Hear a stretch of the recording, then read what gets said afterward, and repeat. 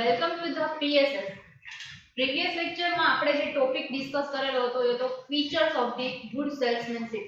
તો હવે જે નેક્સ્ટ ટોપિક ડિસ્કસ કરવાનો છે એ છે ઇથિકલ આસ્પેક્ટ. કે ઇથિકલ આસ્પેક્ટ કેવા હોય સેલિંગમાં, સેલ્સમેનશિપ કરતા હોય તો સેલિંગમાં કેવા કેવા ઇથિકલ આસ્પેક્ટ છે તે ધ્યાનમાં રાખવા પડે. બરાબર છે? તો વન બાય વન આપણે એમને ડિસ્કસ કરીએ. Here we discuss the legal and ethical responsibility of the sales people. કે સેલ્સ પીપલ જે છે, સેલ્સમેન છે, એમને કઈ કઈ રિસ્પોન્સિબિલિટીઝ છે કે જેમને આપણે ધ્યાનમાં દેવાની છે, એમને ડિસ્કસ કરવાની છે. તો કે લીગલ એન્વાયરમેન્ટ છે, લોઝ છે, એને ધ્યાનમાં રાખવાના છે. ઇથિકલ આસ્પેક્ટ, ઇથિકલ એટલે આપણે કોઈ પણ વસ્તુ છે એમને ઇમ્પ્લિમેન્ટ કરવાની છે, તો જે જે આસ્પેક્ટ છે એ ધ્યાનમાં લેવા પડે. એ બધા સોશિયલ આસ્પેક્ટ છે, કોર્પોરેટ આસ્પેક્ટ છે, એટલે ધ્યાનમાં લેવાના એટલે ઇથિકલ આસ્પેક્ટ છે. તો જે રિસ્પોન્સિબિલિટીઝ છે એ સેલ્સમેન પીપલે લેવાની છે. So these responsibilities are particularly important in a personal setting because salespeople may face conflict between their personal standards. બધા પીપલ્સ એમના સ્ટાન્ડર્ડ અલગ અલગ હોય. અમુકના સ્ટાન્ડર્ડ છે એ અલગ પ્રકારના હોય, મીન્સ કે લો સ્ટાન્ડર્ડ, અમુકના હાઈ સ્ટાન્ડર્ડ, બધાના સ્ટાન્ડર્ડ છે અલગ અલગ હોય. તો બધા પીપલ છે એમને તમને એક જ સરખા પ્રકારથી ટ્રીટ ન કરી શકો. બરાબર છે? એક ફેમિલીમાં રહેતા હોય તો માનો કે 5 વ્યક્તિ રહે છે, તો 5 વ્યક્તિના જે ડિસિઝન છે એ પણ મેચ ન થતા હોય, તો આપણે એવું કેવી રીતે વિચારી શકીએ કે આપણે આખા સોસાયટી છે બધાના વિચાર એક સરખા હોય. બરાબર છે? તો બધાના સ્ટાન્ડર્ડ, બધાના થિંકિંગ લેવલ છે અલગ અલગ હોય છે. તો એ રિસ્પોન્સિબિલિટી છે સેલ્સમેનની કે એમને કઈ રીતે હેન્ડલ કરી શકે, એમને કઈ રીતે કન્વિન્સ કરી શકે. તો એમના જે સ્ટાન્ડર્ડ છે એને ઇવેલ્યુએટ કરવા પડે. Evaluation of selling has raised ethical standards and expectations. Building long-term relationship with the customer doesn't allow the unethical behavior. એમની સાથે તમે રૂડ બિહેવ ન કરી શકો, અથવા તો એવા તમે એવા મીન્સ યુઝ ન કરી શકો કે જેમના કલ્ચરને હાર્મ થતું હોય, અથવા તો એમનું જે રિલિજિયન છે એમને હાર્મ થતું હોય, એવા કોઈ પણ આસ્પેક્ટ એવો બિહેવ તમે ન કરી શકો. બરાબર છે? એમના ઇથિકલ સ્ટાન્ડર્ડ અને એક્સપેક્ટેશન છે, એમની જે એક્સપેક્ટેશન રેઇઝ કરેલી છે એમને મેન્ટેન કરી રાખો. એમને પ્રોપર વેમાં તમે એમને પ્રાયોરિટી આપી અને એને ફૂલફિલ કરી શકો, જેનાથી કસ્ટમર અને સેલર વચ્ચે લોંગ ટર્મ રિલેશનશિપ છે એ ડેવલપ થશે, કે જે આગળ આપણે કોઈ પ્રોડક્ટ લોન્ચ કરવાની છે તો એના માટે બેનિફિશિયલ છે. Next, sales people's ethical standards determine how they conduct relationships with their customers, employers and competition. તો જે સેલ્સ પીપલ છે કે જેમને ઇથિકલ સ્ટાન્ડર્ડ છે જે ડિટરમાઇન કરી લીધા, પહેલા એમને ઇવેલ્યુએટ કરી લીધું કે કયા પ્રકારના સ્ટાન્ડર્ડ લોકો યુઝ કરે છે અલગ અલગ પીપલ્સ. બરાબર છે? સ્કોપ શું છે. પછી આપણે એ ધ્યાનમાં લેવાનું છે કે રિલેશનશિપ કન્ડક્ટ કઈ રીતે કરશે. બરાબર છે? એમના કસ્ટમર, એમ્પ્લોય અને કોમ્પિટિટર્સ છે એની સાથે કઈ રીતે બિહેવ કરશે, કસ્ટમરને કઈ રીતે અટ્રેક્ટ કરશે, એના એમ્પ્લોય છે એને કઈ રીતે મેન્ટેન કરશે, અથવા તો કોમ્પિટિટર્સ છે એની સ્ટ્રેટેજી, એનો બિહેવિયર કેવો છે, કસ્ટમર સાથે કઈ રીતે અન્ડરસ્ટેન્ડ કરશે. તો એ બધા આસ્પેક્ટ છે એ ધ્યાનમાં રાખવાના છે. તો ઇથિકલ ઇશ્યુઝ ક્રિએટ થાય તો એ કયા પ્રકારના, ethical issues in relation with the customer સાથે કયા કયા ઇશ્યુ ક્રિએટ થશે. તો that involves the use of entertainment and gifts and the disclosure of confidential information. તો એન્ટરટેનમેન્ટ માટે તમે એમને કંઈ પણ ગિફ્ટ્સ આપો છો, એને એક પ્રોડક્ટ પરચેસ કરી છે એની સાથે તમે એની કોઈ ગિફ્ટ આપો છો કે જેમને એન્ટરટેનમેન્ટ પર્પસ માટે યુઝ થઈ શકે, અથવા તો તમે તમારી ગુડ્સ એમને સેલ કરેલું છે, એમની કોન્ફિડેન્શિયલ ઇન્ફોર્મેશન છે તમે એમને શેર કરો છો. તો આ બધા છે એ એમની સાથે તમે શેર કરો તો એ કન્વિન્સ થઈ જશે, અથવા તેમનો ટ્રસ્ટ છે એ તમારી ઉપર ડેવલપ થશે. Ethical issues in relation with the employers involve expenses and job changes. બરાબર છે? કે જોબ ચેન્જ કરવાની છે, એવા કંઈ છે એક્સપેન્સીસ કરવાના છે, તો એક વ્યક્તિ છે ટેકનિકલમાં, સેલિંગ ડિપાર્ટમેન્ટમાં નાખવાનો છે, સેલિંગનો ટેકનિકલમાં, તો આ બે વચ્ચેનું જે જોબ ચેન્જ કરવાનું છે તો એમનો જે એક્સપેન્સ છે એ મેન્ટેન કરવાનું છે. તો એ એમ્પ્લોયર્સ સાથેના એ બધા ઇશ્યુઝ છે એમ્પ્લોય સાથે થાય. બરાબર છે? કે એમને તમે બહાર કંઈ કામ માટે મોકલેલા છે તો એના અલાવન્સીસ તમે એમને પે કરી દો, એમનો એક્સપેન્સ, આવવા જવાનો એક્સપેન્સ તમે એમને પે કરી દો, જોબ જે ચાર્જીસ, બીજા ચાર્જીસ લાગેલા હોય તમે એમને પે કરી દો. બરાબર છે? રિએમ્બર્સ કરી દો. તો આ પ્રકારના ઇશ્યુઝ છે એ બધા એમ્પ્લોયર સાથે થતા હોય છે. તો many companies have ethical standards that describe the behavior aspected of their sales people. બરાબર છે? તો એમનો એ બિહેવિયર આસ્પેક્ટ છે એમનો એ ડિસ્ક્રાઇબ કરે કે કેવો બિહેવ તમે તમારા કસ્ટમર, એમ્પ્લોયર સાથે કરશો કે જેનાથી તમે લોંગ ટર્મ રિલેશનશિપ છે ડેવલપ કરી શકશો, તમારી પ્રોડક્ટ સેલ કરી શકશો, એમના ઉપર ટ્રસ્ટ છે એ એસ્ટાબ્લિશ કરી શકશો. તો sales people also encounter many situations not covered by the company company statement and therefore must develop personal standard of the right and wrong. તો સેલ્સ પીપલ ઓલ્સો એન્કાઉન્ટર કરે મેની સિચ્યુએશન કે જે કંપનીના સ્ટેટમેન્ટમાં cover થયેલી હોય. અમુક situation એવી કવર થાય કે જે કંપની એના માટે પોલિસી નથી બનાવી, તો એની તમે કઈ રીતે હેન્ડલ કરી શકો કે જે આપણે સ્ટાન્ડર્ડમાં જ નથી, આપણે એવી પોલિસી એના માટે ટ્રેનિંગ પણ નથી લીધેલી, તો કસ્ટમરને એવી જો સિચ્યુએશન ક્રિએટ થાય છે તો એ તમે એવી રીતે સેલ્સમેન પોતાની સ્કિલ અને એબિલિટી પ્રમાણે એમને હેન્ડલ કરી શકશે. therefore must develop personal standard of the right and wrong. તો શું સાચું છે એમાંથી શું ખોટું છે પહેલા ઇવેલ્યુએટ કરવું પડે, પછી એ પ્રમાણે તમે ડિસિઝન લઈ એની સાથે તમે પોપ અપ કરી શકશો. Next, good ethics are good business. જો આપણી પાસે ગુડ ઇથિક્સ છે અથવા તો ગુડ કલ્ચર છે, ગુડ બિહેવ કરી છે, તો આપણે ગુડ રેપ્યુટેશન છે, તો ગુડ બિઝનેસ થઈ શકશે. over the long run, salespeople with the strong sense of ethics will be more successful than salespeople who comprises their own and society's ethics for the short term gain. કે short term gain મેળવવા માટે આપણે સોસાયટીના ethics છે એમને adopt કરી લીધા છે મોર સક્સેસફુલ બનવા માટે, બરાબર છે, સ્ટ્રોંગ સેન્સ બનવા માટે.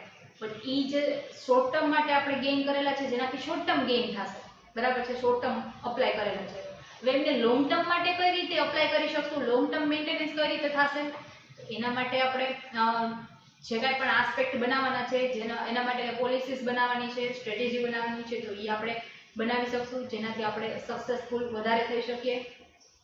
Statutory law such as a uniform commercial code and administrative law such as a Federal Trade Commission ruling guide the activities of sales people in the United States. તો United States છે એમાં અલગ અલગ એવી code બનાવવા, commissions code બનાવવામાં આવેલા છે, એવા અલગ અલગ ડિપાર્ટમેન્ટ બનાવવામાં આવેલા છે કે જે સ્પેશિયલી લોઝ છે એમને મેન્ટેન કઈ રીતે કરવા એના માટેનું વર્ક કરે છે.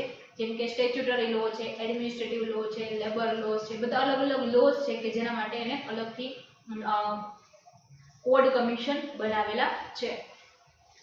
Selling in the international market is complex because of cultural differences. અહીંયા આપણે છે આપણું કલ્ચર અલગ છે, ગુજરાતી કલ્ચર છે, ગુજરાતમાં ગુજરાતી કલ્ચર છે, બહાર મહારાષ્ટ્રમાં જો કઈ પ્રકારનું અલગ અલગ કલ્ચર છે, બરાબર છે. જ્યારે તમે ઇન્ટરનેશનલ માર્કેટ ફોરેન જાઓ તો એનું કલ્ચર આપણા કરતાં એકદમ ડિફરન્ટ છે, તો એ કલ્ચર પ્રમાણે તમે તમારી પ્રોડક્ટ છે એ સેલ કરી શકો, બરાબર છે, એ પ્રકારની પ્રોડક્ટ બનાવો તો મોડર્ન કલ્ચર છે તો એ પ્રમાણે તમે એની પ્રોડક્ટ છે એ સેલ કરી શકો, એ પ્રમાણે એની સેલ્સમેનશિપ કરો તો સેલ થાય.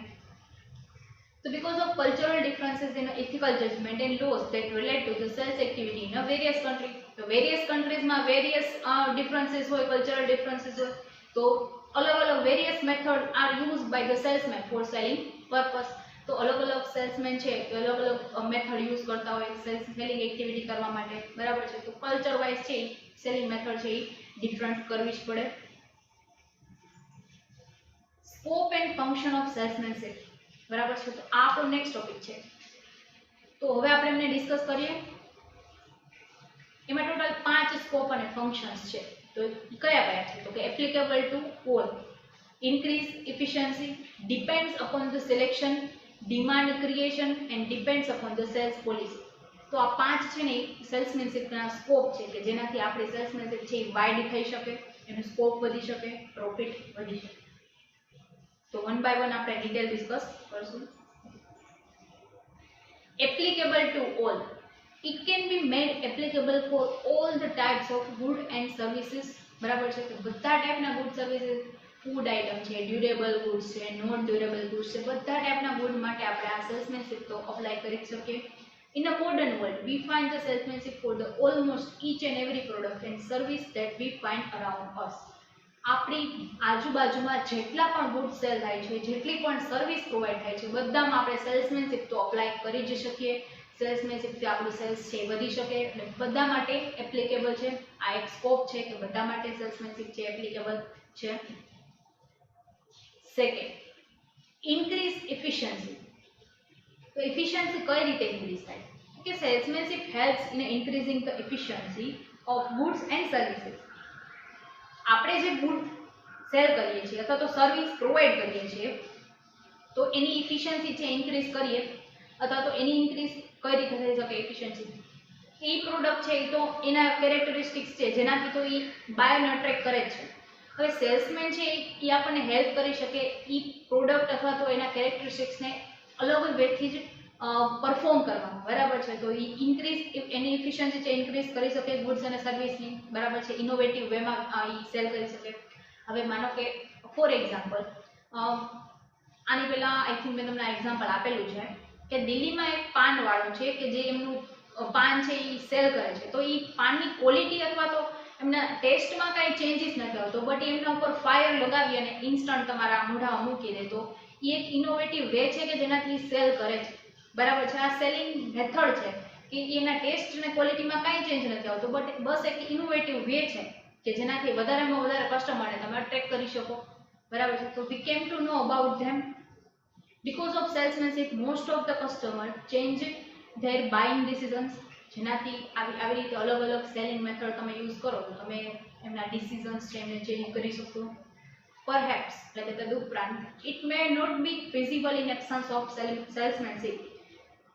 જો સેલ્સમેનશિપ આપણે નથી અથવા તો આપણે સેલ્સમેનનો કોન્સેપ્ટ જ યુઝ નથી કરતા, સેલ્સમેનશિપનો કોન્સેપ્ટ જ આપણી કંપનીમાં નથી, તો આપણે જે પ્રોડક્ટની જે એની ઇમેજ ક્રિએટ થવી જોઈએ એ પ્રોપર વેમાં ઇમેજ ક્રિએટ નહીં કરી શકીએ, કારણ કે ટેકનિકલ પર્સન હોય, બરાબર છે, અથવા તો પ્રોડક્શન પર્સન છે એ પ્રોડક્ટ પ્રોડ્યુસ કરી શકે, બટ એમને સેલ્સ કઈ રીતે કરવી એનું એના પાસે નોલેજ ન હોય. તો એના માટે એક વ્યક્તિ આપણે અપોઇન્ટ કરવો જ પડે કે જે ઇમેજ ક્રિએટ કરી શકે ને સેલ કરી શકે.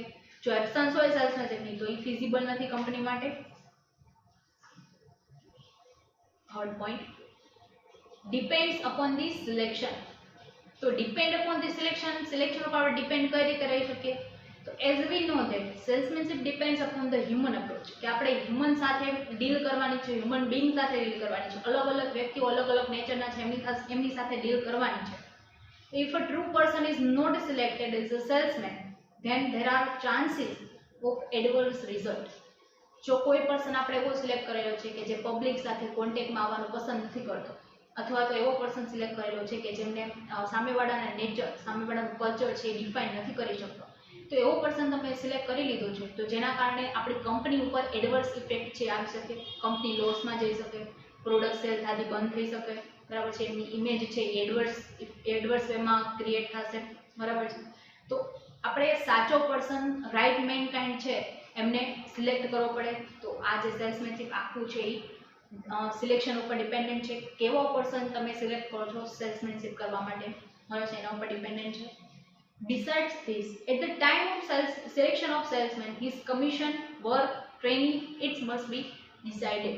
તો એમનો જ્યારે સેલ્સમેનશિપ ડિસાઇડ થાય ને કે આ પર્સનને સેલ્સમેન તરીકે આપણે લેવાનું છે, તો ત્યારે જ નક્કી થઈ જાય કે એમને કમિશન આપવાનું છે કે આટલું. માનો કે 50 વસ્તુ સેલ કરશે તો 50 વસ્તુમાં એમને 5% કમિશન આપવામાં આવશે, અથવા તો જેટલી વસ્તુ સેલ કરે એના ઉપર 5% એમને કમિશન આપવામાં આવશે. તો આ પ્રકારનો જે કમિશન બેઝ ઉપર વર્ક કરતા હોય છે, અથવા તો એ આટલું વર્ક કરશે એના ઉપરથી એમની સેલેરી મળશે, બરાબર છે.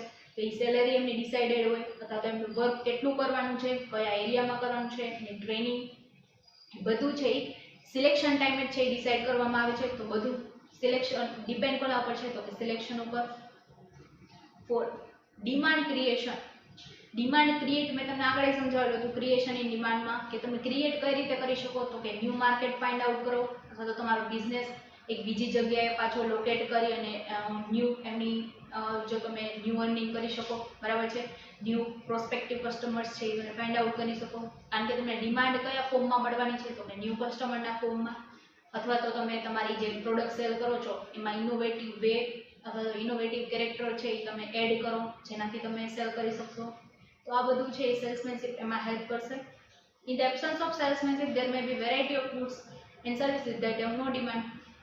કે સેલ્સમેનશિપ ન હોય તો એવી ઘણી બધી એવી પ્રોડક્ટ્સ છે કે જેની ડિમાન્ડ તમે ક્રિએટ ન કરી શકો, નિગ્લિજિબલ ડિમાન્ડ થઈ જાય.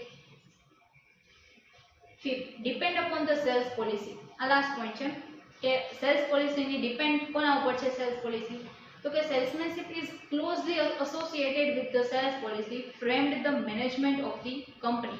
તો સેલ્સ પોલિસી ડિપેન્ડન્ટ એના ઉપર ડિપેન્ડ હોય, એટલે કે ડેટર પોલિસી આપણે કેટલી છે, આપણે લાર્જ ક્વોન્ટિટીમાં આપણા કસ્ટમર છે આપણી પાસેથી ગુડ્સ પરચેસ કરે છે તો એમને 15 ડેઝ, 20 ડેઝ, 25 ડેઝ કે એટલી આપણે એમને પોલિસી આપીએ છીએ, બરાબર છે. તો એમાં આપણે વધારો કરી દઈએ તો એ વધારે વસ્તુ છે એ પરચેસ કરશે, અથવા તો ડિસ્કાઉન્ટ છે આપણે એમને વધારે આપીએ. તો એવી આપણે અલગ અલગ સેલ્સ પોલિસી બનાવશું, જેનાથી આપણી સાથે જે જોડાયેલા વ્યક્તિઓ છે, જેનો લોંગ ટર્મ રિલેશન છે આપણી સાથે, એ પણ મેન્ટેન થઈ શકશે. નવા કસ્ટમરને પણ આપણે ટ્રેક કરી શકશું. Different companies have different policy. તો એક કંપનીમાં 15 ડેઝ ઇન ડેટર પોલિસી હોય, તો એવી જ છે સ્મોલ સ્કેલ ઇન્ડસ્ટ્રીમાં ન હોય. તો બધાની અલગ અલગ પોલિસીસ છે, બરાબર છે. તો ડિફરન્ટ કંપની છે તો ડિફરન્ટ પોલિસીસ અપ્લાય કરવાની છે. So we find the salesman acting differently through the sell identical products. Balaji wafer છે એ જે પોલિસી યુઝ કરતી હોય સેલ્સ પોલિસી, એવી જ સેમ લેઝ કંપની છે એ યુઝ ન કરતી હોય. બેની પ્રોડક્ટ આઇડેન્ટિકલ છે, બેની સેમ પ્રોડક્ટ સેલ કરે છે, વેફર પ્રોડક્ટ સેલ કરે છે, પણ બેની સેલ પોલિસી અલગ અલગ હોય. કારણ કે બે કંપની અલગ અલગ છે, એમાં કામ કરતા લોકો અલગ અલગ છે, બેના કસ્ટમર અલગ અલગ છે, બરાબર છે. તો બેની પોલિસી પણ અલગ અલગ જ હોય. તો ડિફરન્ટ કંપની છે અથવા તો ડિફરન્ટ એમના પ્રોડક્ટ્સ છે, જેનાથી એમને અલગ અલગ પોલિસીસ છે એમને અપ્લાય કરવી પડે, બરાબર છે. તો એમના જે સેલ્સમેન છે એક્ટિંગ કરવો પડે, અલગ એક્ટિંગથી કરવી પડે, ડિફરન્ટલી કરવો પડે through the cell identical products. તો આ એમના 5 ફીચર્સ છે કે જે આસ્પેક્ટ હતા કે આ પ્રકારના છે એ અપ્લાય કરી શકે સેલ્સમેનશિપ માટે. નેક્સ્ટ આપણે જે ટોપિક ડિસ્કસ કરવાનો છે, જે આપણે નેક્સ્ટ લેક્ચરમાં ડિસ્કસ કરશું. Thank you.